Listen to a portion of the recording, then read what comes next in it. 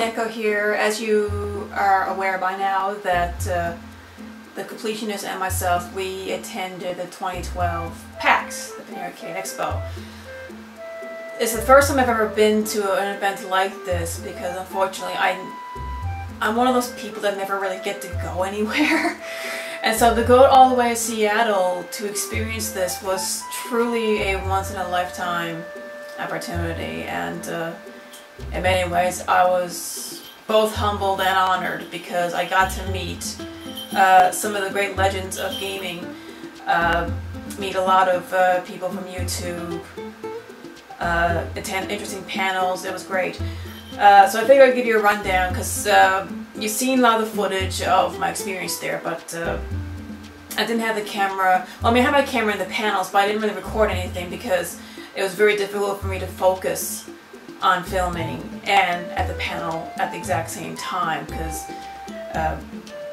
it kind of took away from the experience, really. So basically, on Friday, the first day, we got the programs, and let's see here, on Friday, let me check here. The first one we went to is called the Retro Gaming Roadshow. It was basically where people could bring in any old game, any old item, piece of technology that the experts can look at. And it was very interesting. Some people brought in a few old games, some people brought in some old circuit boards from arcade games. I like that, but the one exhibit I guess was the most interesting was the stadium events for the NES. I think that was known as the most rarest licensed game for that system. After that panel, though, we had to waste some time to kill. One thing I really did enjoy, though, was the challenging booth, the video game challenge. They had different games set up, and they had a set of challenges you had to try to pass, and you can, write down your record. And I think they're giving out prizes. The only challenge I really participated in was the Star Fox 64 challenge. You had to go beat the first stage, Corneria, without getting hit, by getting as many hits as you can, taking down as many enemies as you can, get a mission accomplished, make sure all your crew survives. That was, that was a really decent challenge. However, I did okay. I didn't pass the initial challenge, but unfortunately I'm not really in my prime anymore with that game. Because back in the day, I was good. I'll just say that. I actually used to be really good at Star Fox 64, but now I've gotten rusty. I didn't complete that challenge, but hey, it was fun trying. The second panel on Friday we attended was called On God and Gaming, which was probably one of my favorite ones because it discusses about how religion can be used in video gaming, how it can advance the plot, how it can help gamers get more involved with the game, make them ask questions, whether the religion was based in real life or whether it was made up to advance the game's plot. And I'm actually going to talk about that panel a little later because there's a lot I want to say about it. But that night, however, on Friday came one of the concerts. It was the only one I attended. And it was VGO, the Video Game Orchestra. Now, I've seen a lot of their clips on YouTube, but to be able to be there in person, to see them, to listen to their live music, I had goosebumps the entire night. I did. If you've seen the video by what I recorded, you understand. I mean, you know why. I mean, the music is amazing. And I don't get to attend concerts that often, and this is the very first time I attended one that performed live video game music. And I was blown away. I hope to be able to attend another concert like that again, but when that'll be, I don't know. But I mean, that's a memory I will carry with me forever. Now, Saturday, the first panel we attended was the top 100 NES games. Maybe. It was a fun time, but I only got two little complaints. There were two games that were ranked far too low, and that was Chip and Dale Rescue Rangers and DuckTales. These were rated like in the bottom 50. And everyone was in agreement. When those games showed up at such low on the list, people yelled, that should be higher! And, you know, and it's true, they should have been higher, but hey, that's why the word maybe was added to the title of the panel, because not everyone's going to agree. What was the top 100? Let's see here. Oh yes, one of the main events on Saturday was Kojima-san, the creator of the Metal Gear series. He held a panel discussing about the past, the present, and the future of Metal Gear, and he showed basically it was also the world premiere of the new Metal Gear game that involves Snake. And of course, people are wondering, will this be, you know, is this a Metal Gear Solid 5 or 4? Like, it's, or it could be even more advanced. I mean, we don't know how far along the series he's going, but it looked really cool. But of course, another highlight though of that evening was actually being able to meet Kojima. He was actually signing posters. Unfortunately, I don't have a photo of myself with him because, you know, the line had to go too fast. I couldn't afford the time. But he's a real nice guy. You know, you get to say hi to him, shake his hand, get his autograph. That was pretty cool. Although the completionist wasn't present for that because he had to go meet some other YouTubers, and you know what, Derek, you're a loss. I met the legend. That was amazing. So that night was another great panel, was with the creators of the card game Cards Against Humanity. It was hilarious. Basically, people would write down their suggestions for the new cards. Throughout the panel, people would be given a microphone to shout out their own suggestions, and people would take cards to match them up, and it was just all around good time. But the one neat thing is what these people did. They had a contest. They gave out free T-shirts of the white cards and the black cards, and the contest was to have people match up to come up with funny phrases, and the best ones would win a prize. I don't know who won. Let's see, this is the program, by the way, of PAX. Sunday we didn't do a whole lot. Sunday, the main event for me was meeting the creators of Penny Arcade, Gabe and Tycho. Real nice guys.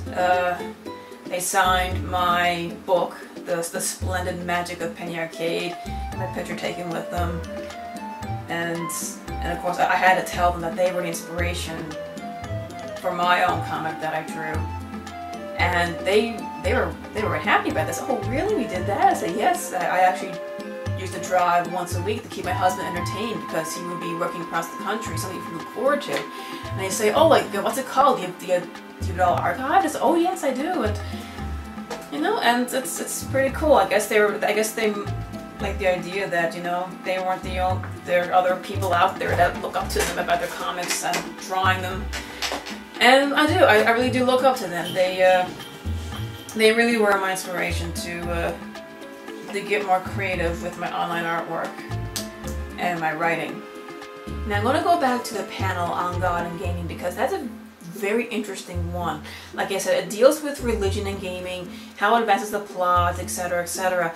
But it also dealt with gamers who also happen to be religious. One of the main panelists, Emily Jarrett, her name is, she was raised in the United Church of Canada, which is actually a very liberal form of Christianity.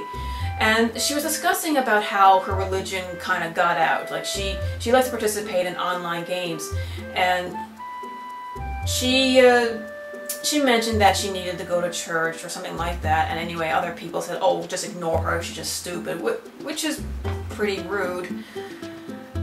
But my problem is during question time, one of the audience members asked Emily, how would you deal with a situation like that? You know, if you're a religious gamer and people start criticizing your religion, etc., how would you deal with that? How would you respond to something like that? And my jaw dropped at her answer. She said, try educating them. You'd be surprised as to how little they know about your religion. Okay, I'm an atheist. That's no big secret. But it happened gradually. I didn't just wake up one morning saying, oh, maybe there is no God. No, it was very, very slow. But I will tell you this, education was a big factor as to how I became an atheist. And most of the people who are atheists became so because of education. So basically what she's saying that basically what's going to happen is if you're playing a game and all of a sudden people are educating you about your religion, they're going to take that as being preached to.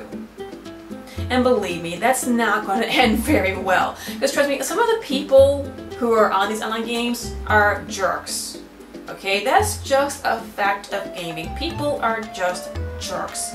And they're probably going to diss your faith just to be jerks. You know, I'm pretty sure they're already aware about religion, about God and gods, etc. And you know what? They're probably not going to care. And if you're going to try to educate them about it, they're going to come across as being preachy, and they're just going to make things a lot worse.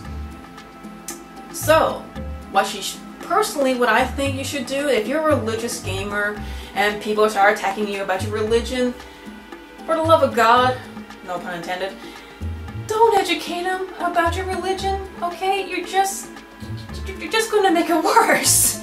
You just don't do that. Rather, what you do is just, best of all, ignore it. Or you can come back with something small as if, oh, I'm sorry, I didn't realize my religion had anything to do with my gaming skills. Which it doesn't. And because Emily, she made the point of saying that, well, you know, me being religious doesn't affect my ability to do raids very well. Because it doesn't. And that's how it should have ended. Don't go blabbering about your God, etc. Don't go blabbering about educating on religion, because I mean, honestly, we atheists, we already know about your religion, and by rights, that's usually how we become atheists to begin with. I mean, in my case, you know, it was still very gradual. You know, it was education. My father taught me how to question things. Basically, it was his code for saying he didn't really believe in a lot of it either. And another audience member brought the good point about the two games, how religion can be viewed in a very negative light, such as from the games of Xenogears and Final Fantasy Tactics. And when he mentioned those games, Derek and I, the completionists, were the only two people that clapped. Because those two, not only are those games our most favorite ones of all time, but it's true. It does view religion in a very negative light, and honestly, it was one of the stepping stones to me asking more questions. Because let's face it, anyone who's played Final Fantasy Tactics, come on, we know what religion they're criticizing. We know which church they're representing. You know, it's no big secret. And after finishing it, it made me ask more questions. And so does Xenogears. And it really goes to prove that religion doesn't only advance a plot, but it can be used to make you ask really good questions about life and faith and whether you believe or don't believe. It just doesn't matter. So that's all I got to say about On God and gaming. It was still a very interesting panel, but I just don't think Emily Jarrett, I just don't think she really knew what she was talking about in regards to gamer interactions of believers and non-believers. You know, you just don't. You just don't do that, you know. Educate them. people already know about religion. So, this is Chibineko signing out. PAX was wonderful. I would love to go again, but I don't think I will because, you know, if you attended once, you pretty much don't need to attend again. I wasn't very interested in playing all the new games. I'm more about the panels. But yes, I just loved it. Once in a lifetime. So, see ya.